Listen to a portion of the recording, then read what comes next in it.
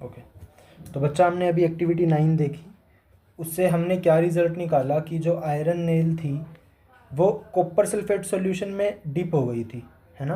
तो उससे क्या पता चला कि हमें आयरन नेल के ऊपर कॉपर के क्रिस्टल्स आके बैठ गए थे, ओके, या फिर कॉपर के पार्टिकल्स आप बोलो तो जब हमने डिस्प्लेसमेंट एक्शन, ओके, एक्टिविटी 9 के रिजल्ट से क्या पता चला हमें, जो हमारी आयरन नेल थी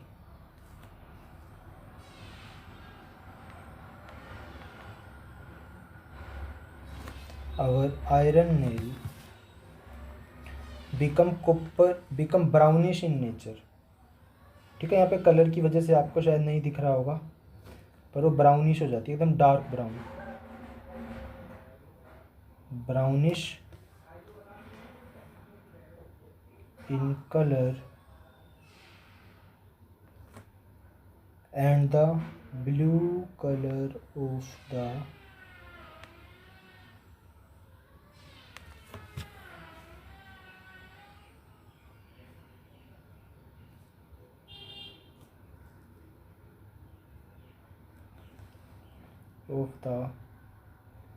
copper sulfate solution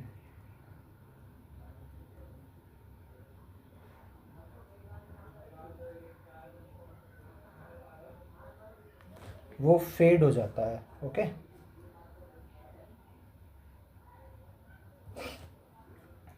इस बात को आपको याद रखना है, ठीक है। तो बच्चा ऐसा क्यों हुआ कि जो आयरन नेल को हमने कॉपर सल्फेट सॉल्यूशन में डिप किया, तो जो ब्राउनिश कलर होता है कॉपर का वो आयरन पे चला गया, ठीक है। मतलब यहाँ पे क्या हुआ कि आयरन ने कॉपर को रिप्लेस कर दिया, है ना। कॉपर था उस लिक्विड में, कॉपर ने कहा तो निकल यहाँ से, ठीक है। आयरन ने कहा तो निकल यहाँ से, तो उसको उसने कॉपर सल्फेट सॉल्यूशन से निकाल के अपने ऊपर बिठा लिया, ठीक है। ऐसा ही हो रहा है बच्चा वहाँ पे, ओके। तो इसकी रिएक्शन मैं आपको लिख के बता देता हूँ। तो इसलिए इसकी रिएक्शन क्या होगी, हमारे पास था बच्चा आयरन नेल, ठीक है। हमने इसको कॉपर सल्फेट सॉल्यूशन CuSO4 में डिज़ोल्व किया या डिप किया, तो हमें क्या मिला कि जो कॉपर था उसकी जगह आयरन आके बैठ गया,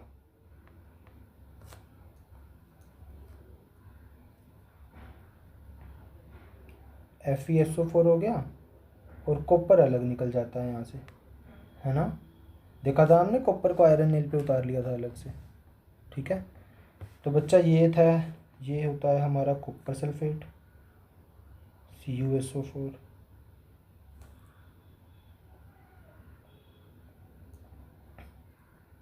और ये जो हमें मिला है, ये हमें मिला है आयरन सल्फेट।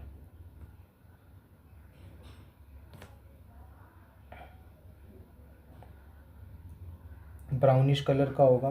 और बच्चा CuSO4 का एक और नाम होता है, इसको हम कभी कभी ब्लू विट्रियोल भी कहते हैं, है ना। ब्लू कलर का था ना ये,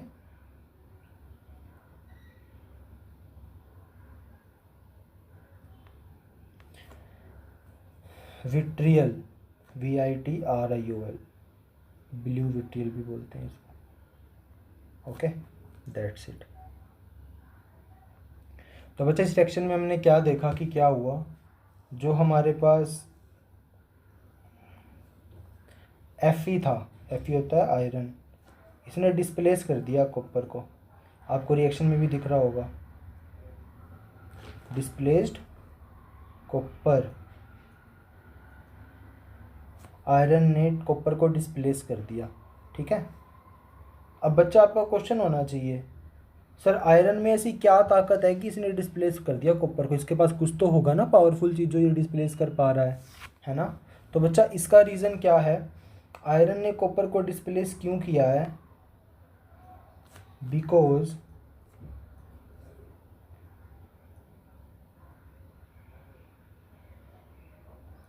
इसका सीधा सा रीज़न है बच्चा, दैट जो आयरन होता है Fe is more reactive,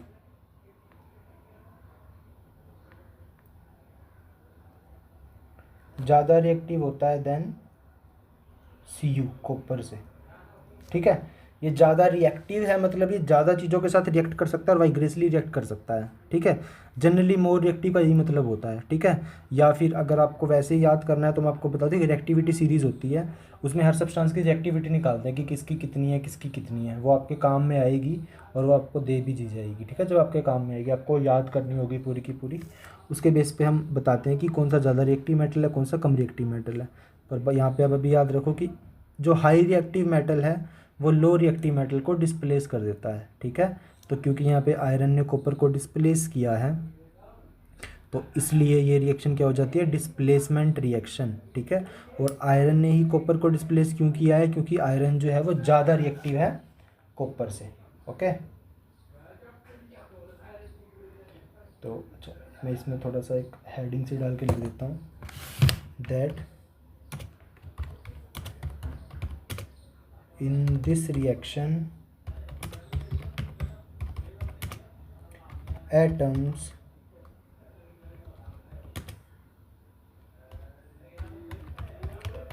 having atoms having high reactivity displace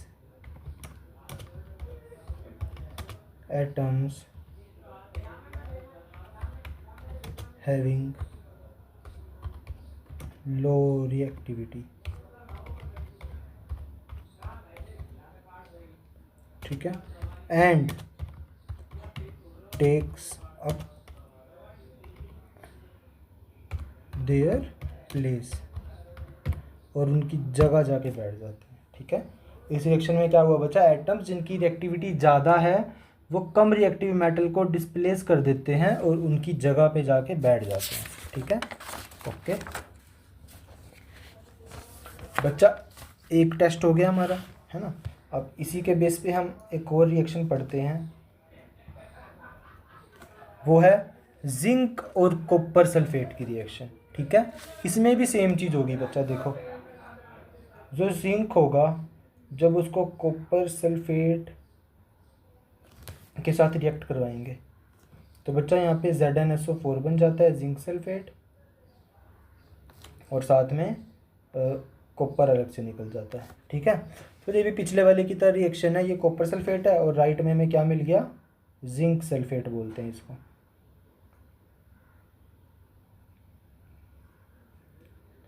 okay. अब बच्चा जिंक सल्फेट मिला है हमें, कॉपर सल्फेट था, तो आप खुद भी इमेजिन कर सकते हो कि जिंक ने कॉपर को रिप्लेस करा है उसकी जगह से, है ना। तो जिंक जो होगा वो ज़्यादा रिएक्टिव होगा, है ना। तो मैं यहाँ पे नीचे लिख देता हूँ फॉर यूर सहूलियत, दैट Zn रिप्लेस कर रहा है कॉपर को। इसका बच्चा क्या मतलब है, दैट shows that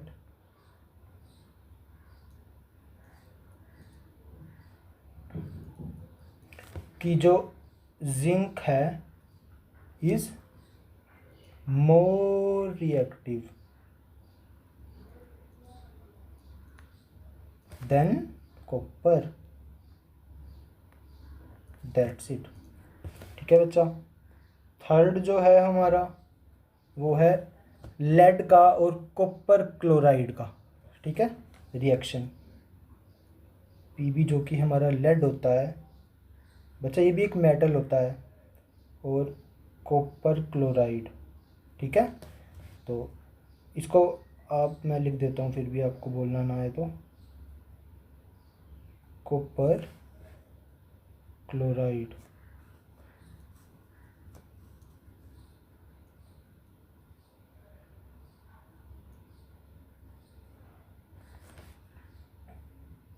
ओके। तो बच्चा जब इसको रिएक्शन कराते हैं तो हमें मिल जाता है यहाँ पे PbCl2, जिसको लेड क्लोराइड बोलते हैं, और कॉपर फिर से बेचारा अलग हो गया, है ना। तो ये बन जाता है बच्चा हमारा लेड क्लोराइड,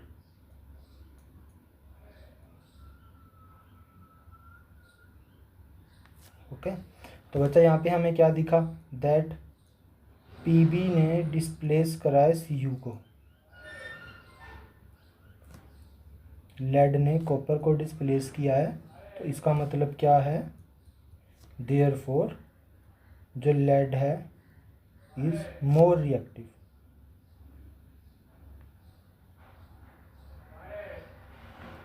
ये ज़्यादा रिएक्टिव होगा देन कॉपर से।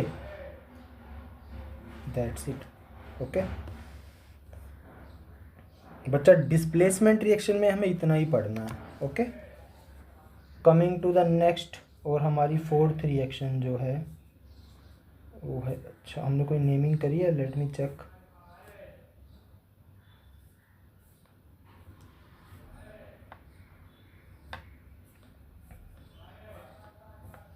कॉम्बिनेशन रिएक्शन पे फर्स्ट लिखा हुआ है,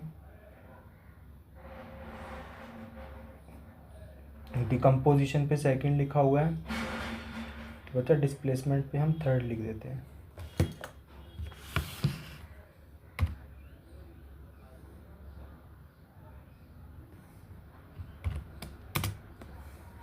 okay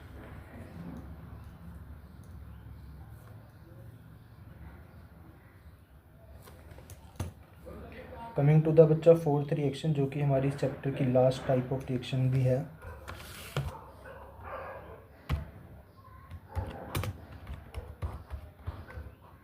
that is double displacement reaction.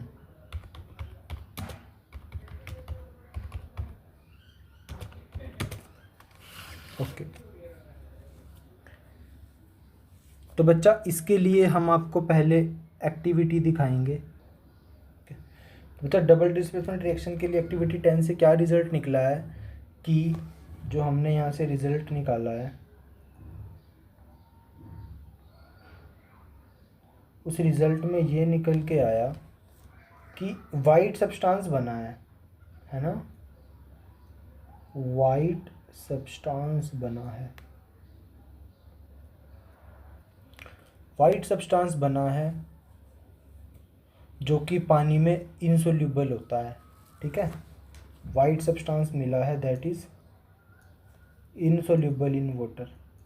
अगर वो पानी में घुल जाता तो हमें वाइट सब्सटेंस ही क्यों मिलता, है ना, वो नहीं मिला इसलिए हमें अलग से दिखा, इनसोल्यूबल है वाटर में। ठीक है, और ऐसे सब्सटेंसेस को क्या बोलते हैं, पीपीटी, प्रेसिपिटेट, है ना, याद करना है इसको। ओके और जिस रिएक्शन में प्रेसिपिटेट बनता है उस रिएक्शन को क्या बोलते हैं, precipitation reaction. Okay and reaction is precipitation reaction. जैसे जिसमें हीट इवॉल्व हो उसको एक्सोथर्मिक, जिसमें हीट यूज्ड हो एब्जॉर्ब्ड हो उसको एंडोथर्मिक, जैसे जिसमें प्रेसिपिटेशन बने वो प्रेसिपिटेशन रिएक्शन। कुछ नया नहीं है बच्चा। और रिएक्शन को क्या बोलते हैं, प्रेसिपिटेशन रिएक्शन। ठीक है, तो बच्चा अगर पूछ लेना कि इसमें स्पेशली कि प्रेसिपिटेट क्यों बनते हैं तो उसका एक अलग से रीज़न होता है बच्चा, मैं लिख देता हूँ। Precipitate formed due to reaction between SO, okay हम लिख नहीं सकते बच्चा, between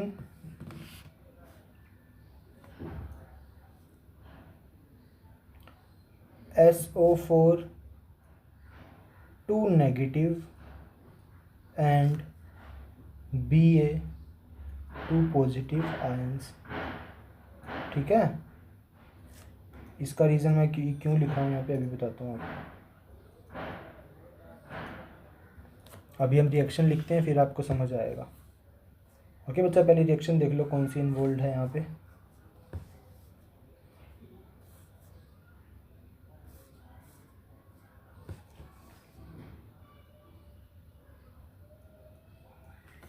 इसके अंदर जो रिएक्शन हो रही है वो हो रही है, पहले तो हमने सोडियम सल्फेट को जोड़ा बेरियम क्लोराइड के साथ, जोड़ा या मतलब मिलाया, ठीक है। हमें मिला barium sulphate BaSO4 plus 2NaCl, ठीक है, सोडियम क्लोराइड। तो बच्चा नाम पता होगा, sodium sulphate, barium chloride, okay sorry Cl2 होता है बच्चा। बेरियम सल्फेट मिला और NaCl बना, मतलब जो हमारे पास प्रेसिपिटेशन बना है वो इनके आयन से बना, ठीक है। ये तो नमक अलग से निकल जाएगा, ये तो इतना ही है बस, ऊपर वाली लाइन का ये मतलब है बच्चा, ठीक है। तो हमने अब यहाँ पे क्या देखा, दैट ऐसी रिएक्शन, सच रिएक्शन जिसके अंदर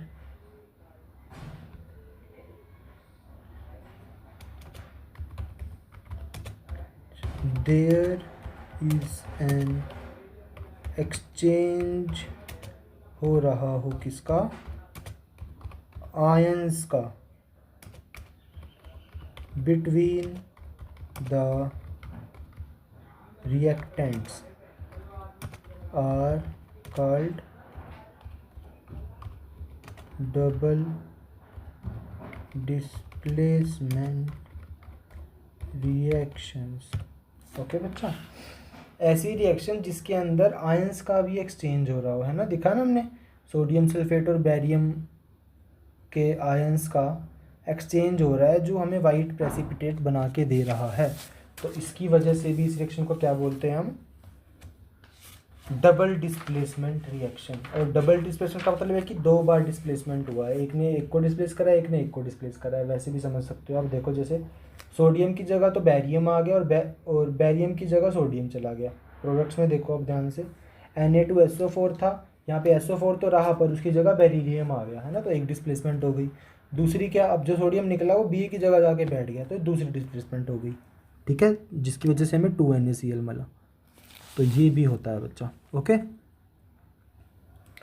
अब बच्चा हमारा नेक्स्ट टॉपिक है इस चैप्टर के अंदर, वो है हमारा ऑक्सीडेशन एंड, आप काफ़ी फेमिलियर हो गई इससे पहले भी, रिडक्शन, ओके। बच्चा एक्टिविटी 11 में हमने देखा कि जब हमने कॉपर पाउडर को हीट किया या फिर बर्न किया तो वो ब्लैक कलर में चेंज हो गया, ठीक है। तो यहाँ से हमें जो रिज़ल्ट मिला है वो हमें कहता है कि भाई जब तुम कॉपर पाउडर को बर्न करोगे तो जो सरफेस है ना कॉपर पाउडर का, जो हमने देखा था अभी ऊपर, सरफेस ऑफ कॉपर पाउडर जो था, surface of copper powder becomes coated या फिर कोटेड हो जाएगा with black copper oxide, black copper oxide से, जो ऊपर ब्लैकिश हुआ था ना बच्चा, वो हो गया, ठीक है। अब ऐसा क्यों हुआ है बच्चा, क्योंकि हमने इस एक्टिविटी में हीटिंग दी है ना, हीट करा है। ऐसा क्यों हो रहा है बच्चा, क्योंकि ऑक्सीजन है वो ऐड हो रही है कॉपर में और कॉपर ऑक्साइड बन रहा है ना। बर्न करने का मतलब ये होता है ना, O2 मतलब ऑक्सीजन इज एडिड, उसको हम मिला रहे थे किसमें, कॉपर पाउडर में, और हमें क्या मिला बदले में, कॉपर ऑक्साइड बन गया था। Copper oxide is formed, copper oxide बनता है हमारा ऐसे आग देने से, और फिर वो ऊपर उसको ब्लैकिश सा कर देता है, ठीक है। तो बच्चा मैं पे रिएक्शन लिख देता हूँ जो इन्वॉल्व हो रही है यहाँ पे या यूज़ में आ रही है। तो रिएक्शन वो क्या है बच्चा, बहुत इंपॉर्टेंट रिएक्शन बच्चा पूछी जाती है, ऑक्सीडेशन रिडक्शन भी बहुत इंपॉर्टेंट टॉपिक है। तो बच्चा यहाँ पे जो रिएक्शन हो रही है वो क्या हो रही है कि हमने जब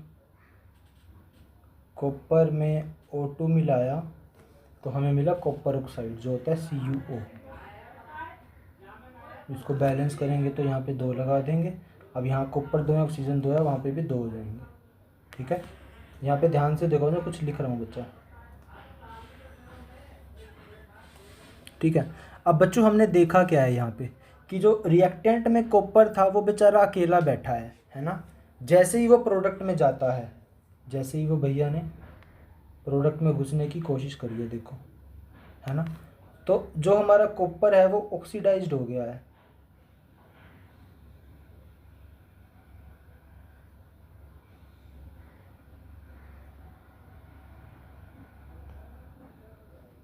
देखा आपने, बस इस टर्म को याद रखो, ऑक्सीडाइज्ड हो गया है। ठीक है, इसके बारे में भी बताऊंगा मैं आपको।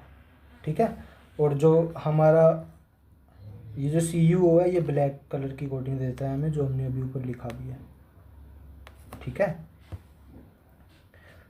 बच्चा, बस ये देखो कि कॉपर ऑक्सीडाइज्ड हो गया है और बाद में उसके पास जाके ऑक्सीजन आ गया है। ठीक है, अब बच्चा फाइनल फर्दर अगर हम इस रिएक्शन को रिवर्स करना चाहें, ठीक है, अगर हमें इस रिएक्शन को रिवर्स करना है, वापस हमें कॉपर चाहिए ना, तो हम क्या करते हैं बच्चा इस केस में, अगर हमें इसी रिएक्शन का रिवर्स करना हो। अब तो मैं ऐसे नहीं कह सकते सर उसको आग लगाया था बर्फ़ में डाल दो, नहीं बच्चा। ठीक है, वो अलग चीज़ होती है। तो हम क्या करेंगे, कॉपर ऑक्साइड को सिर्फ हाइड्रोजन गैस से रिएक्ट करवा देंगे, तो हमें क्या मिल जाएगा बच्चा, अब की बार जो होगा वो कॉपर अलग हो जाएगा और H2O अलग हो जाएगा। ठीक है, तो बच्चा यहाँ पे भी आपको एक चीज़ इमेजिन करनी है कि यहाँ पे तो कॉपर के पास ऑक्सीजन था, पर यहाँ पे जाके उसने ऑक्सीजन को लूज़ कर दिया, है ना, तो इसको बोलते हैं रिड्यूस्ड। ऊपर लिखा था हमने ऑक्सीडाइज्ड, यहाँ पे लिखा है रिड्यूस्ड। ठीक है, इस चीज़ को याद रखो। बस एक चीज़ याद रखो कि ऊपर वाले में कॉपर अकेला था, उसके पास ऑक्सीजन आ गया है, और नीचे वाली एक्शन में क्या हुआ है, कॉपर के पास ऑक्सीजन है, वो अकेला रह गया है ना, तो वो रिड्यूस हो गया। ठीक है, अब बच्चा मैं 2 लाइनें लिख रहा हूँ नीचे, उन दोनों का मतलब समझना है आपको। That if a substance gains oxygen, okay,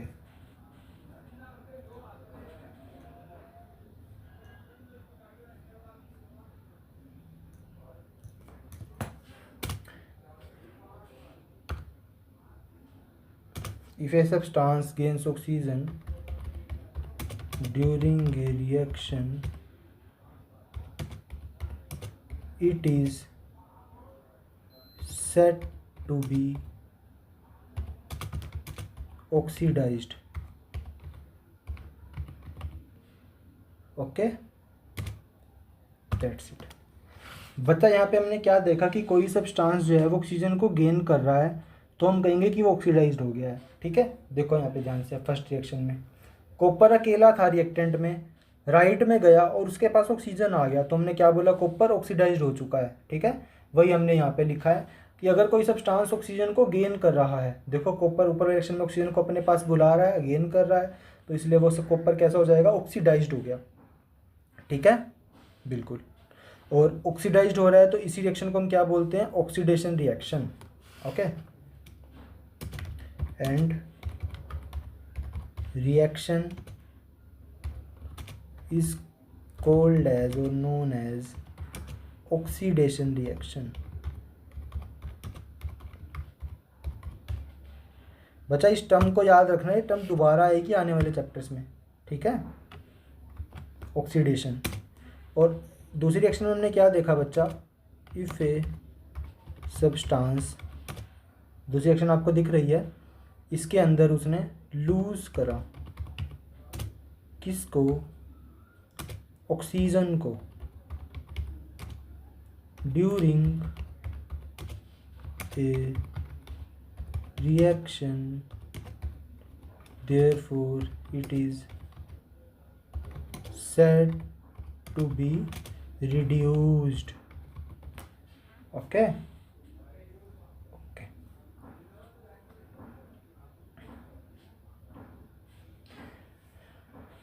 बच्चा सेकेंड रिएक्शन में देखो, कॉपर के पास पहले ही ऑक्सीजन था, है ना, रिएक्टेंट में जाने के बाद वो ऑक्सीजन उसने छोड़ दिया है ना, तो वो रिड्यूस हो गया है। तो कोई भी सब्सटेंस अगर ऑक्सीजन को लूज़ करता है तो वो रिड्यूस हो जाता है, और कोई भी सब्सटेंस या कोई भी एटम ऑक्सीजन को गेन करता है तो वो ऑक्सीडाइज हो जाता है। ठीक है, रिड्यूस हुआ है, तो इसकी वजह से जो रिएक्शन को बोलेंगे is called as reduction reaction, या फिर रिडक्शन बोल देंगे। ठीक है, चलो रिएक्शन भी लिख देते हैं, कोई बात नहीं। एंड रिएक्शन आईडी लिख दिया, is called as reduction reaction. Okay, ये बच्चा आपको समझ आता है अच्छे से। अब आगे देखते हैं। ओके बच्चा, अब इस रिएक्शन को हम मान लेते हैं रिएक्शन 1। हमेशा साइंस में थोड़ी इक्वेशन मानते हैं, यहाँ भी मान सकते हैं। ठीक है, बिल्कुल ठीक है बच्चा। इस रिएक्शन को ना एक बार 1 मान लो, ताकि हमें दोबारा ना लिखना पड़े बार बार। तो रिएक्शन 1 को आप देखो ध्यान से, कॉपर ऑक्साइड और H2O। ठीक है बच्चा, उसके अंदर एक चीज़ और हो रही है आपको जो दिखी नहीं शायद, वो ये है that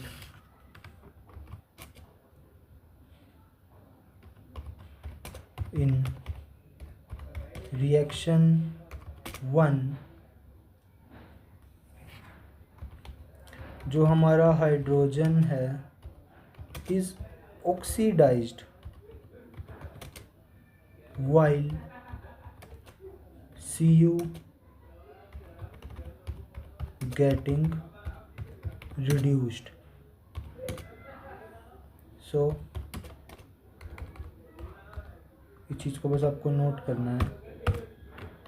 so in a reaction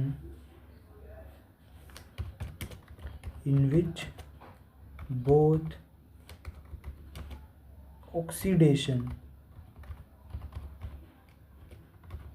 and reduction occur is known as redox reaction।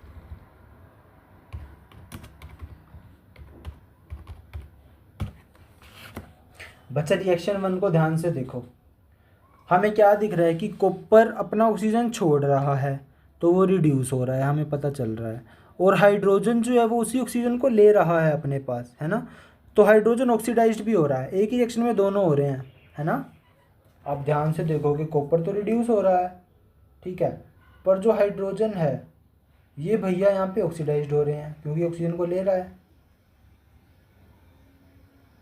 तो एक ऐसी रिएक्शन जिसके अंदर ऑक्सीडेशन और रिडक्शन दोनों हो रहा हो, ठीक है, उसको बोलते हैं ऑक्सीडेशन रिएक्शन। सॉरी, ऑक्सीडेशन नहीं, रिडॉक्स रिएक्शन। नाम को कंबाइन कर दिया है, ऑक्सीडेशन और रिडक्शन को।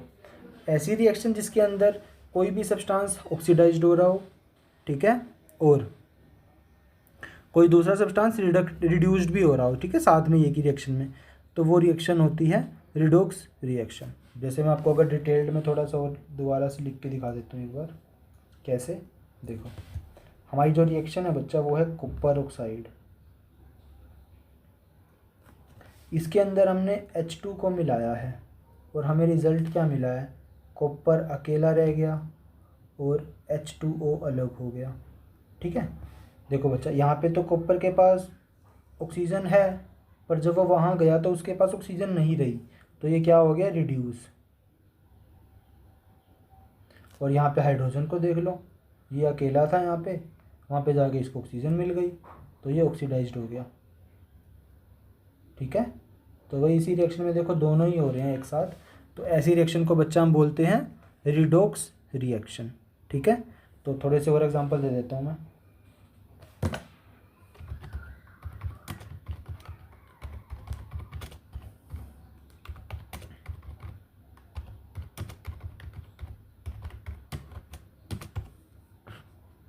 बच्चा कुछ और एग्जांपल्स है रिडॉक्स रिएक्शन के, जैसे फर्स्ट है हमारा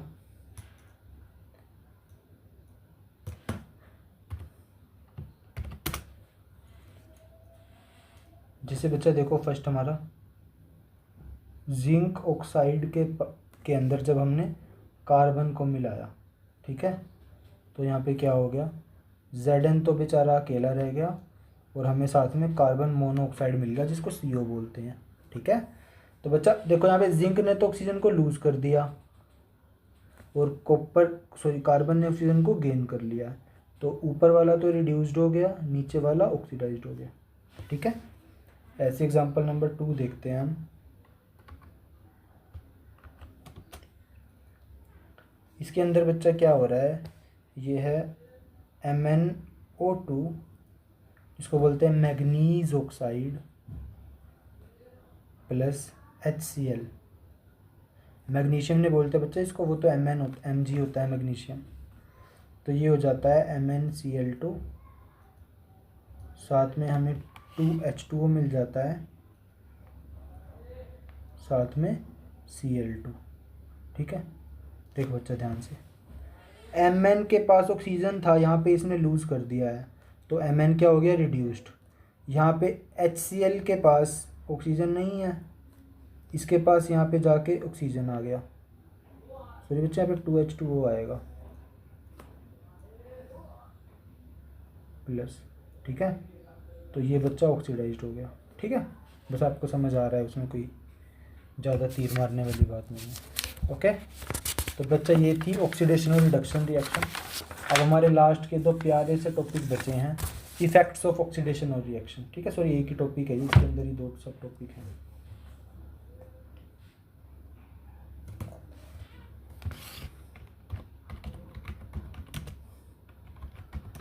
अब हमने ऑक्सीडेशन पढ़ तो लिया, इसकी एप्लीकेशन क्या है, कहाँ यूज़ आएगा इस ज़िंदगी में, वो हम पढ़ने वाले हैं, ओके। तो बच्चा रियल लाइफ में इसका क्या इफ़ेक्ट होता है, अच्छा रियल लाइफ में है ये रिडक्शन होता है।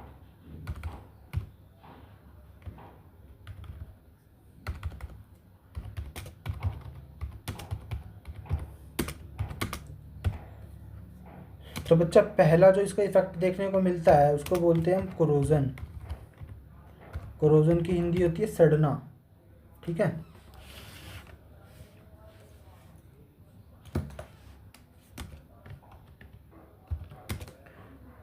बच्चा कोरोजन का एग्जांपल है कोई भी चीज़ को ख़राब कर देता है, ठीक है। कैसे, देखो इसके अंदर जो पहला ये एक्टिविटी करता है वो होती है रस्टिंग ऑफ आयरन, ठीक है।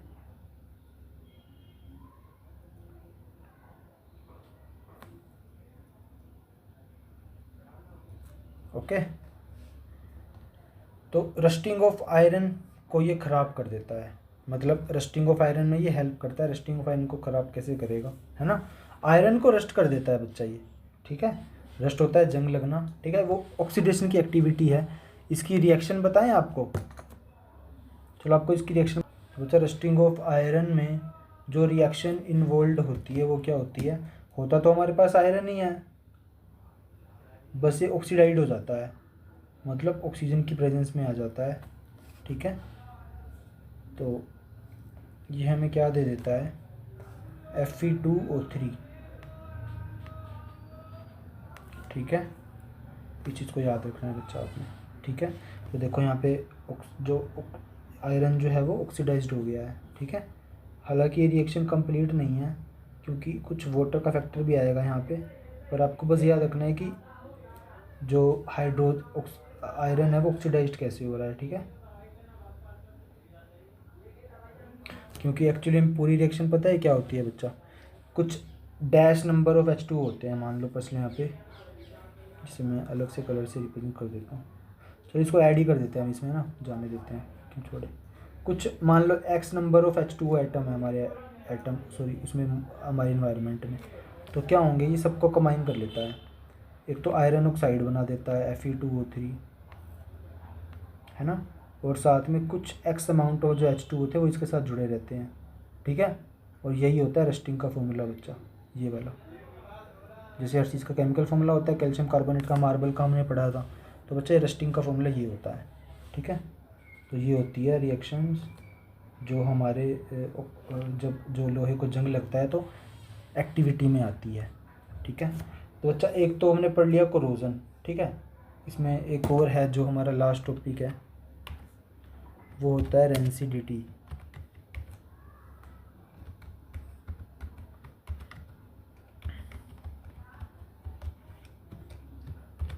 बच्चा रेंसिडिटी क्या होता है, देखो, when fats and oils are oxidized, जब वो ऑक्सीडाइज्ड हो जाते हैं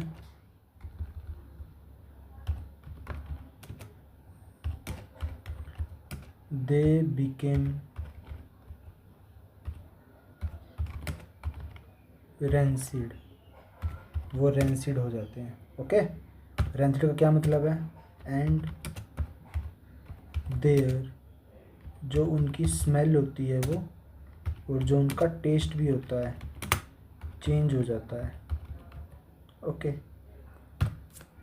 बच्चा, कोई भी हमारे फैट्स या ऑयल्स हैं, जब वो ऑक्सीडाइज हो जाते हैं, मतलब जो हमारे इन्वायरमेंट में प्रेजेंट ऑक्सीजन है उसके साथ कांटेक्ट में आते हैं, फिर वो एक रिएक्शन करके अपने ऑक्साइड से जो भी बना लेते हैं, उसकी वजह से वो रेंसिड हो जाते हैं, और उसकी वजह से उनकी स्मेल और जो टेस्ट है वो ख़राब हो जाता है।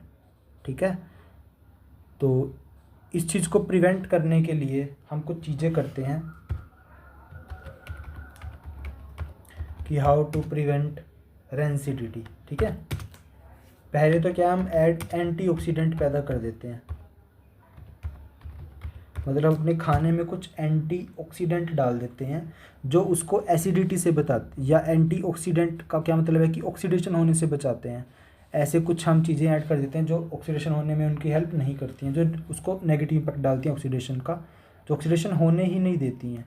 ठीक है, तो उससे प्रिवेंट रह सकते हैं। या फिर आपने घरों में भी देखा होगा, या जो हमारी फैट और ऑयल वाली चीज़ होती है उसके अंदर हम क्या करते हैं, कीपिंग फूड, जो उनके अंदर खाना होता है उनको हम एयर टाइट कंटेनर में रखते हैं,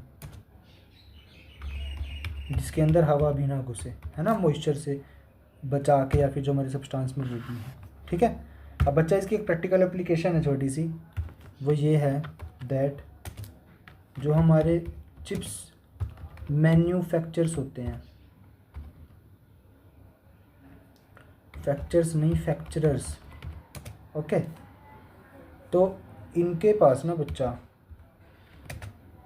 जो ये जब पैकेट को पैक करते हैं हमारे चिप्स के पैकेट को, उसके अंदर ये नाइट्रोजन भरते हैं,